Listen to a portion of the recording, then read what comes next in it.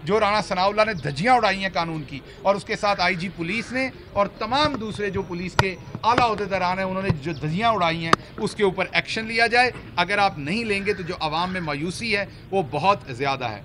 दूसरी बात में आ जाता हूँ, जो हमारा आपके सामने लॉन्ग मार्च की हमारी एक अभी डेट है, उसके ऊपर आ जाते हैं। आपको पता है कि कप्तान ने अपनी पूरी तैयारी कर ली है। उसके साथ साथ आपको ये भी पता है कि किस तरीके से कैपिटल को इस टाइम कंटेनर लगा के एक कंटेनर की जेल बना दिया है। मेरा आपको ये पैगाम है आवाम को कि जिस दिन कप्तान निकलेगा, जैसे ही वो निकलेगा यहाँ पहुँचने की ज़रूरत नहीं पड़ेगी। जैसे ही कप्तान निकलेगा ये लोग यहाँ से भाग जाएंगे। इनको पता है कि इन्होंने आवाम के साथ क्या कर दिया हुआ है। इनको पता है कि ये 55 रुपये वाले आटे को महंगा कहकर आए थे और उन्होंने 100 रुपये का किया। इन्हें पता है कि 176 रुपये वाले डॉलर को महंगा कह के आए थे और इन्होंने उस डॉलर को 250 तक लेके गए, और अब कहते हैं डॉलर की असल कीमत 200 है, हम 200 से नीचे लेके आएंगे।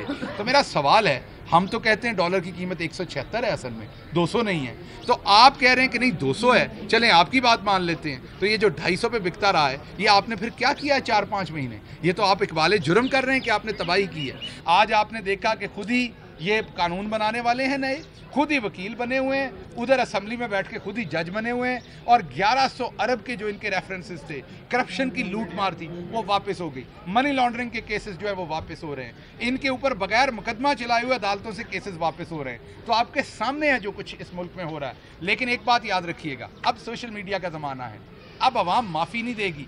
आवाम को बिल्कुल पता चल गया कि वारदात क्या पड़ी है। आवाम ऐसे ही इमरान खान को 2/3 मेजॉरिटी नहीं दे रही।